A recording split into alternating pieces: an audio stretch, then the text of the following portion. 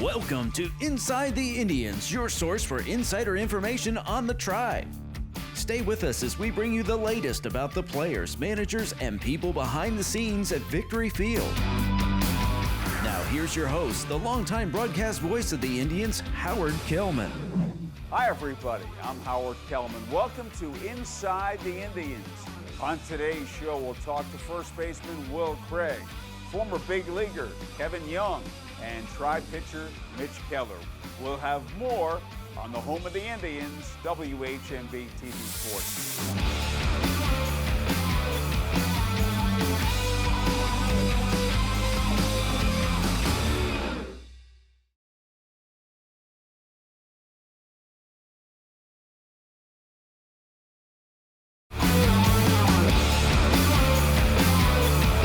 Our first guest on Inside the Indians this week is Tribe first baseman Will Craig. Will, we're more than halfway into your first season of AAA ball. Tell us your thoughts. It's going pretty good so far. We've had some ups and downs as a team and personally as well. So overall, it's been pretty good. Well, you've done very, very well, and you got off to a good start. Mm-hmm. Yeah, I was one thing I wanted to work on this year was start off hot and try to maintain. So the last couple of weeks been a little slow, but for the most part, it's been pretty solid. What about the adjustment coming from AA to AAA and the pitchers you face? Yeah, you see a lot of guys in AA that are, prospects are coming up that have really good stuff, but they're still trying to find out how to pitch. And you'll run through probably one team that's, guys that have big league time, a lot of AAA time. So it goes from, one a series to now it's almost every guy comes up and they know what they're doing. They know how to throw you. Everyone's got a report on you. So it's definitely an adjustment. Yeah, and you're facing veteran pitchers sometimes. You may be facing a guy 30, 31, 32 years old, a young guy like yourself, which you hadn't done before. Yeah, it's one of those things that you got to know what they want to do to you, and you need to attack your weaknesses. So they're going to try to exploit it, and you just got to make sure that, you stay, stubborn in the box, I guess you could say, and, try to do what you want to do. We'll get back to the hitting later, but you've done a really good job at first base. Do you have fun playing first base? Yeah, I do. I take a lot of pride in it. I take a lot of pride in, my other teammates, trusting me to make every play over there, whether it be pitchers, on ground balls or, them throwing the ball and not afraid to throw in the dirt or having to do a split over there. So, I take a lot of pride in it. Well, a lot of defense is being focused and ready.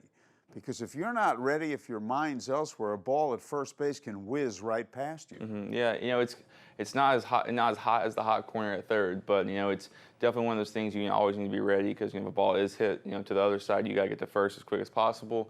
But at the same time, you got to be ready for a ground ball even from a lefty, especially at this level from a righty as well, because they, being able to handle the stick and be able to put the ball at the top field. So. One of the things watching you play is you're trying to get better all the time, trying to improve. And I really like that. And, we discussed earlier in the year, I mentioned Paul Goldschmidt to you. You don't have to be fast to be a good base runner and work on that too. Yeah, that's another thing that I take a lot of pride in too is, run the bases, not being the fastest guy like you said, but being able to, score from first base if need be, getting a good jump off the bat, reading balls in the outfield, trying to take an extra base. So, take a lot of pride in that as well. You did a thing defensively, and we've talked about it, which really impressed me. The Indians were down by a couple of runs. It was about the 8th inning, game here at home, and there was a slowly hit ball along the first base line. You knew that if you picked it up and fielded it, the run would score. So you decided to let it roll foul. What I admired about that is it might not have rolled foul, and you wouldn't have looked good, but you said, I'm going to put the team ahead of myself. Yeah, it's... on those balls right there, it's it's a 50-50 shot. You could hit like a little rock or a little pebble and then bounce right back fair. But at that point in the game, we were down a couple runs, and that one extra run didn't really matter. But the outs didn't really matter as much as trying to preserve that run as much as possible, try to keep the game close. So that was the only thought that went through my head, and luckily it rolled foul. So. Exactly. Now, if that's a different situation, you'll just catch the ball and tag the batter. Exactly. If we're up by a couple runs, you're definitely just trying to get the out because that run doesn't mean much. But you want to get us outs. You want to try to get into the game as quick as possible. Tell us about your experience of playing college ball and going to college. Yeah, I had a good route. I went from I got drafted in high school and then went to Wake Forest in North Carolina and had a great experience there. Come in as a freshman, we had a lot of older guys on the team. So I had to earn my way my freshman year. So, and I was lucky enough to be able to start as a freshman. Went through some pitching stuff as a sophomore, tried to start, then relieve, and I was mixing in some DH and played a little bit of first, but mostly third. And then junior year rolled around, they put me back at third, and then it came as a closer. So, it was a very good experience for me, just being able to be multidimensional, help the team win, but also being able to, push myself to basically be as good as I can be. And then drafted by the Pirates. Drafted by the Pirates, yep. Well, thank you so much. Congratulations on all you've achieved, and we wish you continued success. That's Will Craig on the home of the Indians, WHMP TV Sports.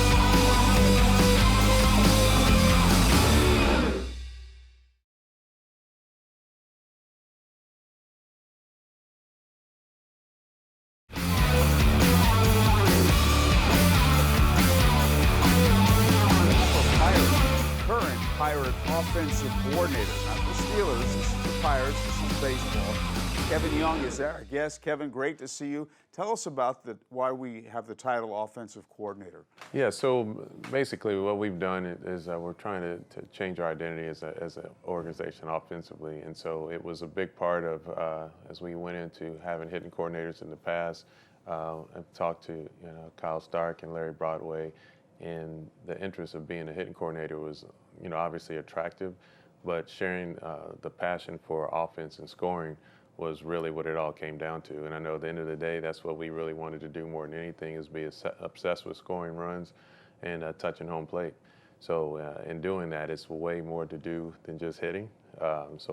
Basically, we've taken on a campaign of where our hitting coaches are now more equipped to really focus on not only in the cage and the hitting, but also the base running part. So we're taking a little more ownership over how we do things, whether it be good primary, secondary leads, to being focused on taking opportunities on the extra 90s that we have. That extra 90 feet means a difference, as you know. So it's a big deal for us to really put an emphasis on that as an organization and try to turn the tide, if you will, of scoring more runs.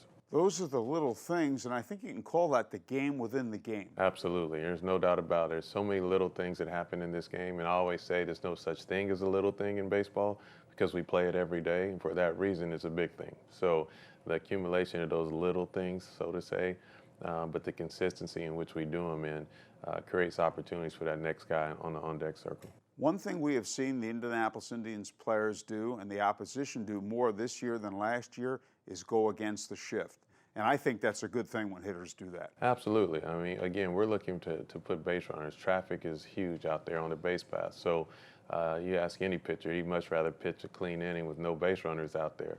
That's one less thing to worry about. So if we're able to, get a guy to bunt against the shift or whatever it is, it's creating traffic no matter what. And so it gives the next guy an opportunity to hit with runners on base. And so we're a dirt ball read away from being in scoring position. We're a little blooper that goes first to third. Those opportunities are out there for us, but they never come up if we're not on first base to start them. So however we can get on base, we're willing to take that. I think that's great because I think runs scored is the key. Sometimes people look at team batting average, but I think runs scored tells you more about an offense than team batting average. It really does. It really does. And again, we can talk about this all day, and I think that's where we're trying to get as individuals, the players, to understand that, quality at bats mean a lot. And, you give examples to, you have a guy like Josh Bell in the big leagues. He came through here in Indianapolis, had a tremendous month of May.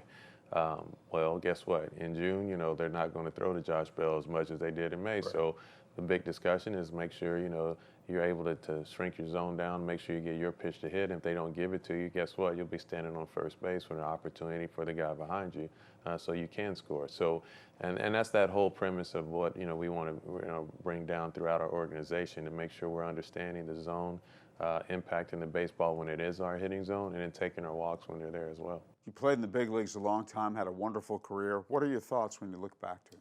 It's really tough, Howard, because I think a lot of times it happens so fast when you're in it, you don't realize that the game does fly by. But then being able to be out of it for now almost 18 years or whatever it's been, I appreciate, just being blessed to be able to do it, to be able to give and to serve the game the way I did and make the type of teammates and friendships that I made. And one is you included. I mean, it's been so many people that have impacted my my game and impacted my life in this game. So it's quite a privilege and honor to be able to say I put on a Major League uniform for 12 years. Yeah. Kevin, we've talked about this before off the air, and you mentioned you tell guys, try to appreciate each day as you're playing, which you like to do, but on the other hand, guys feel stress and pressure trying to achieve things. Absolutely, and that's the part of it. And this is the trickiest part of it. When you're playing, especially here in AAA, you have some guys that have an opportunity to go up to the big leagues, and then they come back down. And then they go through that big league lull, if you will. It's like the place that you really wanted to be at,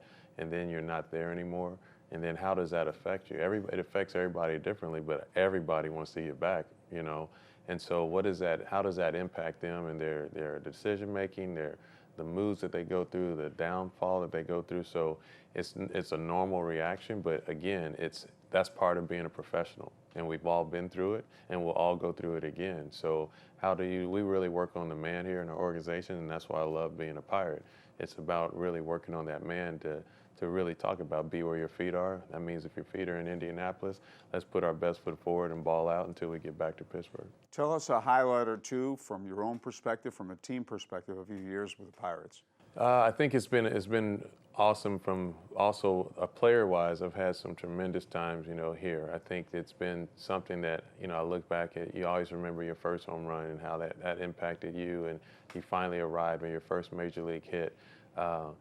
But then all the other things, the amount of teammates, the blood, sweat, and tears, that you've shared with those guys and the struggles you've been with. I think those are the things that you look back and you hold on to more than anything. And then as on the opposite side of not, being a player anymore, just watching guys like Josh Bell, watching guys like Cole Tucker, watch them get their first major league hit or a home run or be able to watch Josh do what he's doing now. And, it's just, you've played a small part of that, just like a lot of us have in this coordinator role or coach's role or mentorship that we've had. It's a part of you have been passed on. Willie Stargell passed a lot on to me as I came through the system, and as did Bobby Bonilla. But Willie in general, when it came to first base, he gave me a perspective. Well, Josh Bell will never get to meet Willie Stargell, but I shared with him what Willie shared with me. And so it's just passing this game on, to generation to generation. It's been pretty awesome. Willie Stargell is a Hall of Fame player, but he was a great man. He was so nice to young players and so encouraging and so helpful. And I'm talking about during his playing days, what he meant to Dave Parker and others. Absolutely, and that's one of the things, and I even shared, like Roberto Clemente had a big part on Willie and how he did leadership and how he led by example in the class in which he did it in. And Willie passed that on. So again, it just goes on and on. You ask Omar Moreno, who the biggest impact was in his life and as a Major League Baseball player, and he'll tell you firsthand Willie Stargell was. So that's the kind of legacy that this game's surrounded by. And when you're able to pass that down from one generation to the next, like I say, you don't get an opportunity to see the man that's standing in that statue, out in front of PNC Park, but you actually get to feel some of the impact that he had on others. Beautifully said. Thank you so much, Kevin. Thanks, Howard. Always great to see Kevin Young, Pirates coordinator, offensive coordinator. We'll have more on the home of the Indians, WHMD TV 40.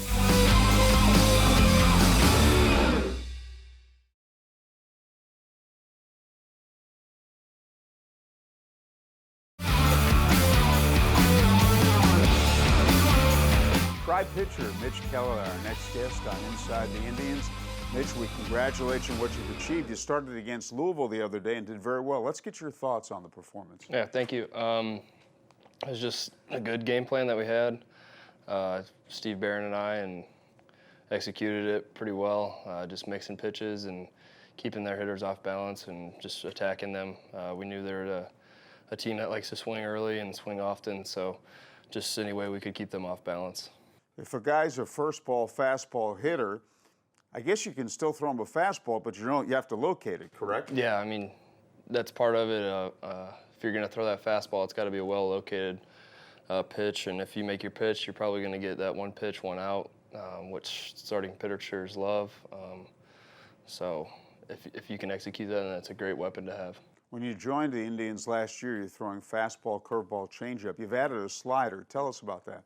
Yeah, it's just something this offseason I was kind of working on, and then really in spring training, and then my first 3 outings here I was kind of working with and it's been a huge benefit for me and getting guys out and just being another weapon that I can use. Does that detract or take anything away from your curveball at all? No, I mean, curveball's still probably my best secondary pitch, just because I have so much feel for it and been throwing it a long time. But no, it doesn't. I mean, I might throw the slider in a situation that I would have thrown my curveball in last year, but it doesn't take away from anything. It puts another little bit of doubt in the hitter's mind, and when you can do that, it's a wonderful thing. Yeah, I mean, that's just part of the reason why it came to it, is so I could have that 4 pitches to throw for a strike anytime I really wanted to. Just keep that doubt and keep him off balance. When you throw the fastball, do you primarily throw a 4-seamer? Yeah, I only throw a 4-seam. I don't throw a 2-seam or a sinker. I just throw a 4-seam fastball. And you sit about 94, 95, but I've seen you dial it up a little more, which is impressive. Yeah, you know, you get those times where you can pump it up a little bit more. I go after it and see what's in there. It's just the nature of the game. Just go out and compete. Well, a lot of guys try to do that 2 or 3 miles an hour, and it doesn't work. It does work for you, and I've seen it work for others, but sometimes a guy muscles up and his ball will really straighten out, or it'll be way out of the strike zone, so you got to be careful when you try to add. Yeah, I mean, the ultimate goal is to execute above everything, so I mean, if you can execute and still bump that up, then it's just a plus for everybody. Mitch, tell us the story of you signing a contract with the Pirates and the draft and so forth. Yeah, just in the draft, it was a crazy day for me and my family. Seeing my brother go through it, it was a lot of fun. Just being able to experience that and then start my pro career with the Pirates, and it's just been wonderful. What's the difference for you coming out of high school as opposed to, say, Cam View, who pitched at Michigan State? What's the difference? Gosh, I don't know. I think I don't really know because I didn't experience it. But I think just coming out of high school, I was younger and I had a lot more to learn, where they learn it at college. And then when they get into pro ball, they're already kind of seasoned a little bit. So my road here to AAA and then into the big leagues took a little bit longer than guys that come out of college. It's a little longer in their pro ball stint, but we're all really the same age with that end goal. So there's not too much difference. Maybe a little bit more repetition for them in throwing off speed or whatever it may be. Tell us about the impact your older brother, who played pro ball, had on you. Yeah, every off season we'd throw together, and just he's been through it and I've been through it, so we just bounce things off of each other all the time. And he always texts me after every game. Little insights that he has and questions or concerns that he might have of the game or anything that he sees or positive, negative, or anything. We always are talking about it, so it's good to have someone who's been through it to be able to go to. Well, the great thing is you can always learn, and you're still very young, 23 years old, but no matter how old you are, you can always learn and get better. Yeah, for sure. Baseball's a learning game, and every time out there you learn something new about yourself and something new about the game, so nobody has it figured out. Well, everybody's dream is to get to the big leagues. You've had a few chances to pitch up there. Tell us your thoughts and impressions. It's a different animal up there. I mean, it's a lot of fun. The game is a lot more intense. It's a good time. Just got to have that execution, and that's what we're all working on down here, is executing and just being the best player we can be, so when we do go up there, that we help the team win. We talked to Cam about this too. When a guy goes from A to AA, AAA to the big leagues, the hitters are better at each level, but on the other hand, you got to be careful not to give them too much credit and take away from your game. Yeah, exactly. That's the big thing, is you don't want to go away from your game just to give someone else credit. You still got to go out there and pitch the way you do, because if you don't, then they're going to hunt it out and you're going to be hurting for it. But stick into what you're good at. I think in time you develop more and more confidence. The more you're up there, you come back here, okay, I pitched up there, let's go. Yeah, my last outing up there, I felt way more confident than I had in the other two. So I think that's a good one to build off of. And then just every start down here I have is just to get me more prepared for there. Well, Mitch, I thank you very much, and I congratulate you on all you've achieved. Thanks, Howard. Appreciate it. Best of luck. Thank you. That's Mitch Keller, Indians pitcher, on the home of the Indians, WHNB TV 40.